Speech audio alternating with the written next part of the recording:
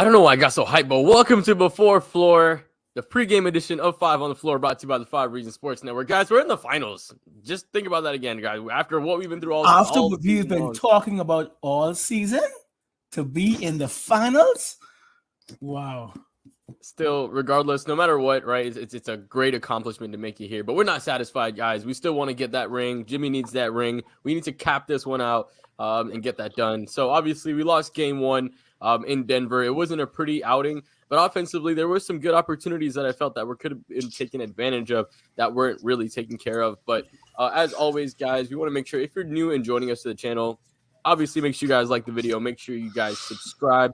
Follow us on Twitter. That's where you're going to get all the Heat news, and Instagram as well. And then we're also on Facebook. So make sure you guys follow us on Facebook and do that. And guys, if you're with the channel, obviously we want to thank our pregame sponsor, which is All Pro Construction Builders. So if you're a South Florida resident, obviously hurricane season recently started. So you guys want to make sure that is all taken care of. So if you're, want to make sure you protect your home, your business, contact All Pro Construction Builders. They got impact windows, they got impact doors, residential and commercial. They're local too, so they make sure that they're a family-owned business. You're going to be dealing with the owner from start to finish, and all their products are American-made, so you don't have to worry about any of it coming from anywhere else that maybe you don't like, something like that. But make sure you guys contact them. Danny and his family, he's a Heat fan, 305-484-4429, or give him a call, or reach out to his website at allproconstructionbuilders.com. So, guys, obviously we got prize picks as well. To double your deposit up to initial $100, $300. Use that promo code 5. Spell it out, FIVE, and we'll match your initial deposit. We'll get a little more to that later. But guys, game 2 versus the Denver Nuggets. Denver was honestly the one team coming out of the West that I really didn't want to face, just because I knew that length was going to be an issue, and they're a very lengthy team, essentially 1 through 5, but especially 3 through 5. That Michael Porter Jr., Aaron Gordon, Jokic matchup it's really hard to match up in, especially if you're trying to. Jokic sets great screens, so fighting over that screen, if you've got Jamal Murray as the ball handler, not giving him a free mid-range jumper, is something that we're going to want to do. But Marco, I'll let you break down last game. What are some things that you saw that maybe that we can take advantage of this game, or maybe some things that you saw that we need to make adjustments from? Honestly, from what I saw, which was I think the second half is what really kind of caught my eye. What Bam was able kind of to do in that mid post area, which is something that I think Miami, I think they thought that was something they could take advantage of. But I think even more so, he has more space to move around with now. It's a lot like the Bucks series. I think there's going to be similar adjustments to the Bucks series that Miami's going to take. You're going to see a lot of guys taking a lot more mid-range jumpers. Maybe Jimmy Butler, not as much, but I think he needs to take more shots in general. That's another simple adjustment, is just take more shots, Jimmy. I think he probably will. He's kind of like, he's going to field the game out, and I think he's going to be like, okay, I can take these shots anytime I want, because they're kind of loading up on him as soon as he gets to that nail. And honestly, I don't blame the Nuggets, because that's something the Bucks didn't do. They just let Jimmy go one-on-one. So if it's still going to be like a swarm, the guys are going to have to hit open shots, and that was kind of really the big emphasis for Miami in Game 1, is that they were not hitting open shots. And Jimmy's going to trust his guys to hit those open ones, and if Miami's going to get those same looks, they got to knock them down. Because defensively, I thought they were fine, because they didn't give up a big scoring night. It was just like second half, the Nuggets didn't shoot well from 3 either, and you kept them in check for the most part, but you just really couldn't get string together enough stops in a row and enough scores in a row to where you really just kind of felt comfortable going into that final 5 minutes where it could have been Jimmy takeover time. So you got to just get to the last 5 minutes, get it within like 5-10 points, honestly, and you give yourself a chance, especially on the road. Yeah, I think you're exactly right. You have to hit those open ones, especially when they're going down and doing things like hitting mismatches, finding the right matchup to attack. And when you have a guy like Jokic, when you maybe send 2 and he'll know the skip pass to make it, like instead of just giving his teammate a hockey assist, he'll just make the pass himself from whatever position he has. It's almost like he's playing 2K with the 2K cam on, and he can see everything on the court at all times. It's insane, his vision. And also, it's really hard to hate this Nuggets team as well. I think Heat fans overall on Twitter have a hard time just with the Denver fans, because obviously when you play the Celtics, we hate the Celtics. We hate the Hate the Knicks. Knicks. We've Hate had the Bucks. rivalries with the Bucks, so we've had a lot of battles with them over the past. The only thing we really can get mad about Denver is the Marcus Morris incident that happened. I'm not And sure he what doesn't play anymore. So yeah, he's not even a Heat person. or Will Barton, who tried to shut him out to Jimmy, who no longer plays there. Either. Right. So it's a little bit harder to hate this team, but let's get a little more into the X's and O's, Timmy's. What are some things that you saw? Obviously, Bam Adebayo had, I think, the most field goal attempts in his career attempted last time. Do you expect him to have a similar performance with the looks they were giving him, or do you expect him to do a little bit something different to get some other guys involved and maybe get something else going? No, I expect just a bit more efficient game from him. But what Lance does, and it happens to me in 2K a lot. What Lance does is subconsciously you just settle up when there's Lance. So you say, okay, I don't want to get to the rim and get blocked. So that's why we had 2 free throws. Like it was like third quarter. Like these guys have attempted 2 free throws. It was a play. It was like a sequence where Jimmy just settled for the mid range jumper like 5 times in a row, and he missed all. At those points, you got to take, and you got to go in and try to get the rim. If you get blocked, so be it. But the next time you go, the defense is going to react differently. Maybe they side back some more and give you some time to actually settle the mid range. Because a lot of times Jimmy was just like, okay, the rim is closed, and he's hit the mid range jumper, and those fast breaks again. We don't want this team to move the ball. The Nuggets are 0-3 when Jokic goes off in these playoffs. Twice against the Suns, once against the Wolves. If Jokic is, you don't want him to pass and score. If he's passing, you don't want him to do nothing else. But you don't want him to pass. When he runs that offense, he gives guys confidence. You don't. Another adjustment I think is going to happen. I just don't know what's going to happen because of it. Murray was like over 2 against Jimmy, but like 13 for 15 against Gabe. Like I love Gabe, but that boy Murray is something different. Maybe you start Jimmy on the Murray, and you get Gabe onto a KCP. Again, that's where you get the issue of the Gordons had 12 points in the first quarter because of the switches, but you can't take away anything, but you take away something. Maybe you don't let Murray get hot, and maybe that way you fluster, you get Aaron Gordon to take bad shots and dribble too much. But it just settling. You have to get to the rim. You have to move the ball. And I know it's a cop-out, but man, those boys played the game 7, had to fly to Denver. They didn't practice. They had to get their lungs and their legs used to altitude. I saw Iggy who played there. Iggy was one of the greatest athletes there. When you're in Denver, that you literally can't feel your legs. Like that altitude is not something you should just take lightly or as an excuse. Like that is something serious. It's not a normal thing. It's like the hyperbolic time chamber. That's why the Nuggets players are so conditioned. They play in the altitude. That's why they could. People think Jokic is fat. That man is never huffing and puffing. Jokic is well conditioned. So you had these boys fly from Boston to Denver, had to get used to the altitude. So I mean 2 for 23 was goddamn, that was ridiculous. But I was not shocked. Like game 2, I expect the adjustments. I expect these guys to have some legs about them. I'm just looking forward to seeing the chess match between Malone and Spo. Did you know those guys are basically the same age? I'm not sure. I'd have to actually. I'm telling you, Spo is 51 and Malone is 52. Wow. Same age. Yeah. Spo looks about 10 years younger than Malone, if I'm being honest. Facts. Same age. Black don't crack, but neither do Asian or Filipino, I guess. You know what I mean? Like clearly not. But let's get into the sizing issue, Marco, before we get into the prize picks.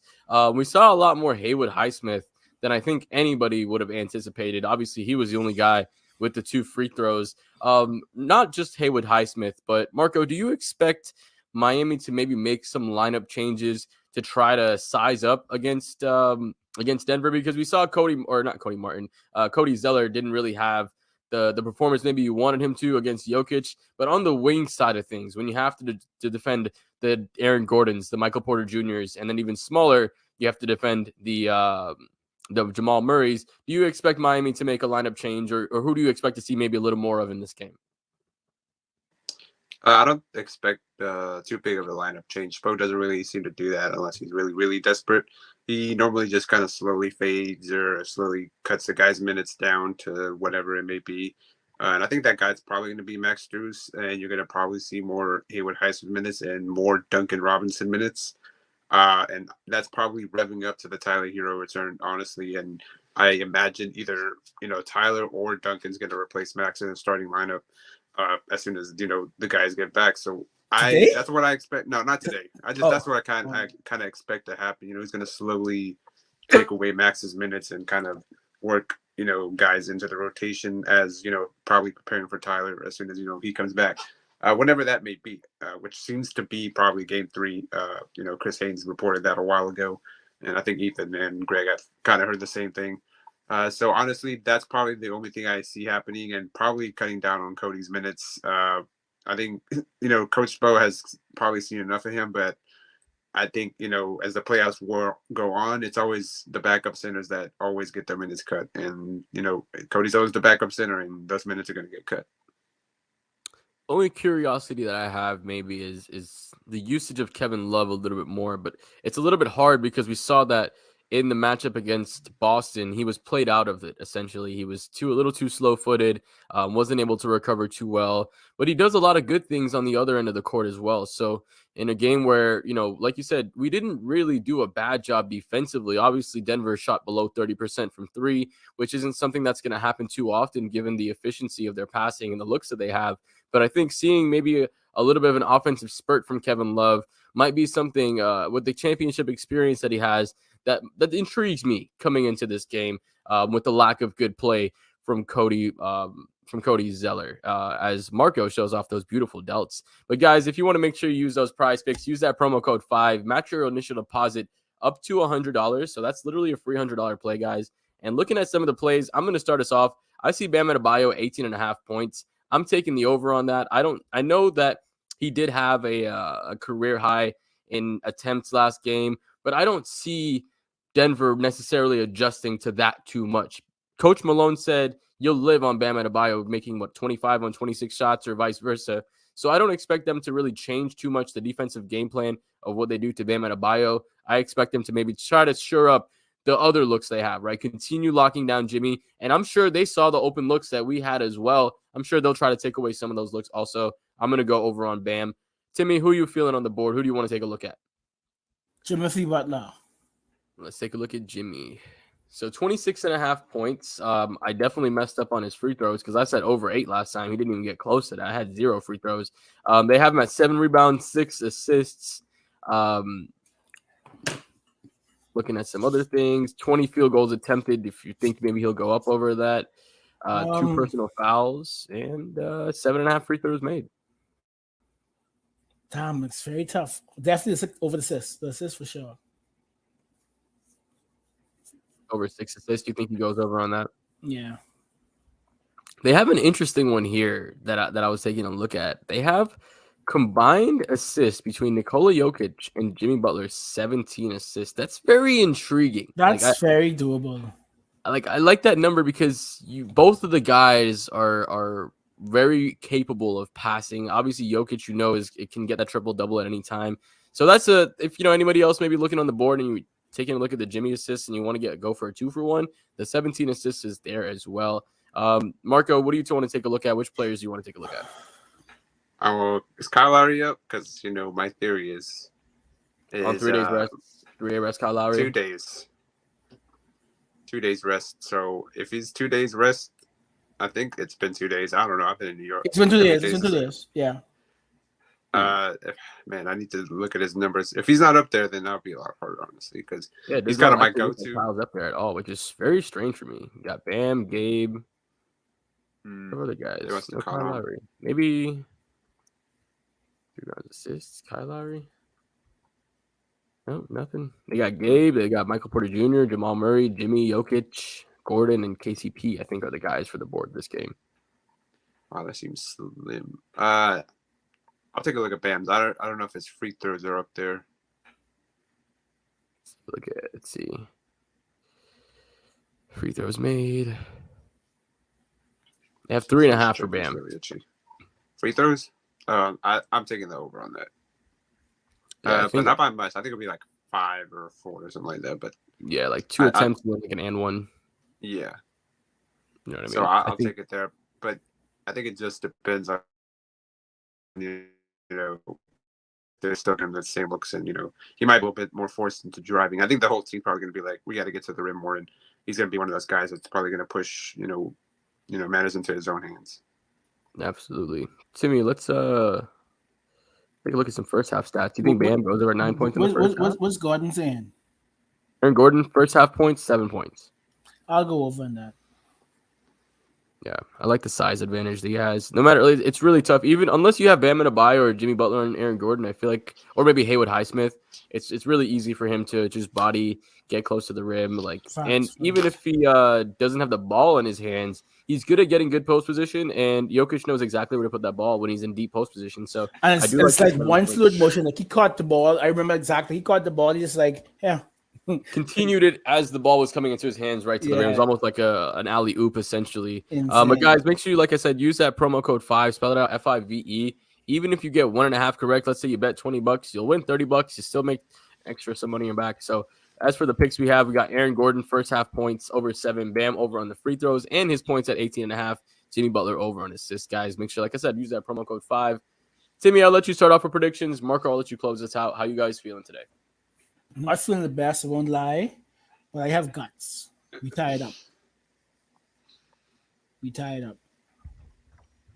So before I let you close it out, Marco, I'm gonna give my pick. I do think Miami recovers tonight. I think the amount of adjustments that could be made as far as getting to the free throw line and just making shots, right? Obviously, it's such a cop-out thing to say it's a miss or make league.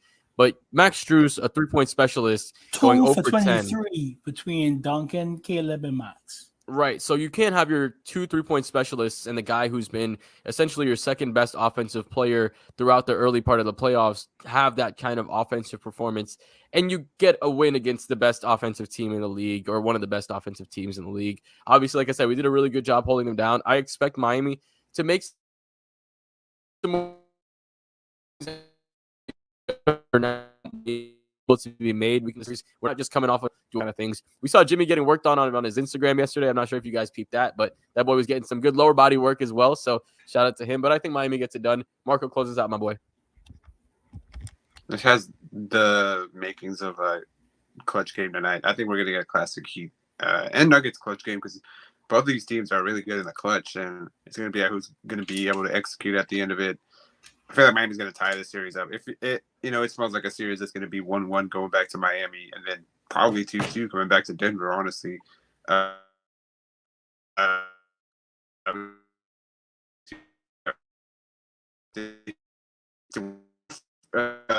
lose the game, adjustments. I think Eric Spoelstra has something up his sleeve. I don't know what it is, but it's going to be something that might throw us off.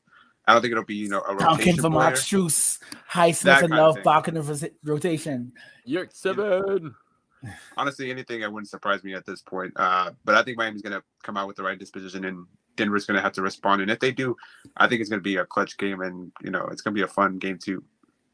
It absolutely will, guys. And if you want you guys, as always, leave your predictions in the comments. If you guys think Miami is going to win, let us know what your key to victory is in the comments. Make sure you guys like the video if you think Miami is going to win. Subscribe if you're not already. Make sure you guys follow us for all your Miami Heat stuff, and also your Florida Panthers. They're in the Stanley Cup Finals. Make sure you guys follow and get all that stuff from Alex Bumgarner, everybody else covering the Panthers there as well. Hey, we appreciate Timmy from joining us. Of course, Marco Romero showing off them beautiful shoulders. And obviously appreciate you guys checking us out.